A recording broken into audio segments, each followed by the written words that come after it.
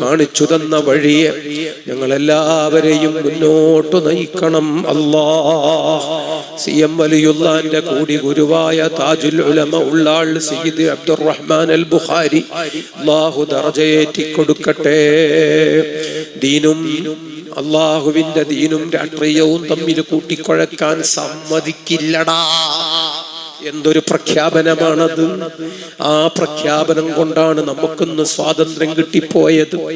ആ സ്വാതന്ത്ര്യം കിട്ടാത്തതിന്റെ പേരിൽ ചിലരനുഭവിക്കുന്ന വേദനകൾ എത്ര വലുതാണ്. അവരെ തോളത്ത് കയറിയിരുന്നിട്ട് പിശാചു വേതാളങ്ങൾ കാലുകൊണ്ട് കഴുത്തും മുറുക്കുകയാണ്.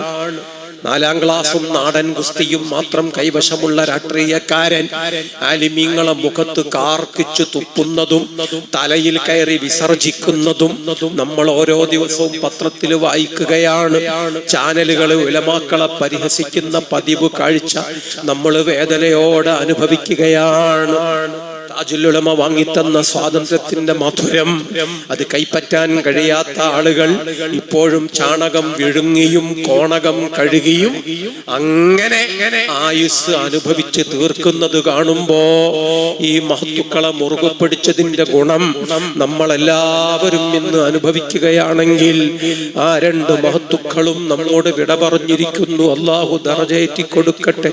അവർക്ക് നടുവിൽ നമ്മൾ കണ്ടത് ബഹുമാനപ്പെട്ട സുൽത്താനുൽ ഉലമ അല്ലാഹു ദീർഘായുസ് നൽകുമാറാകട്ടെ.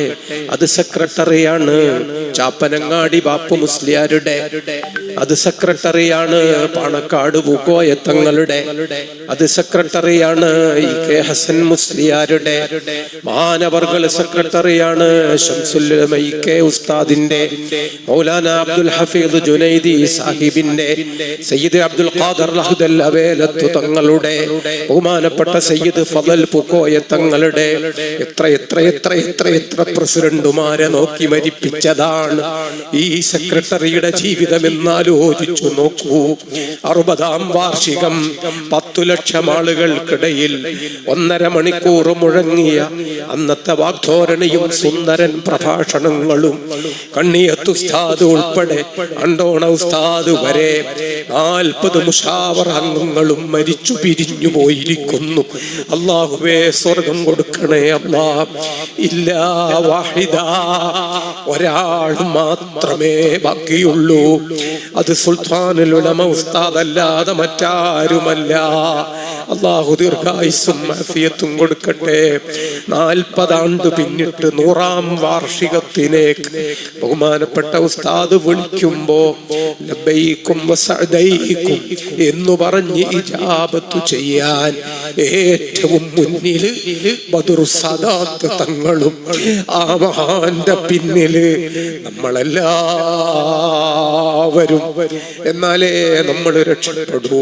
അല്ലാഹു സുബ്ഹാനഹു വ തആല സ്വർഗീയ മണ്ഡപങ്ങളിൽ ഈ മാത്തുക്കൾക്കൊപ്പം കൂടാനുള്ള തൗഫീഖ് നമുക്കെല്ലാവർക്കും നൽകുമാറാകട്ടെ. ആമീൻ ബിറഹ്മതിക്. ഞാൻ നിർത്തി. അസ്സലാമു അലൈക്കും.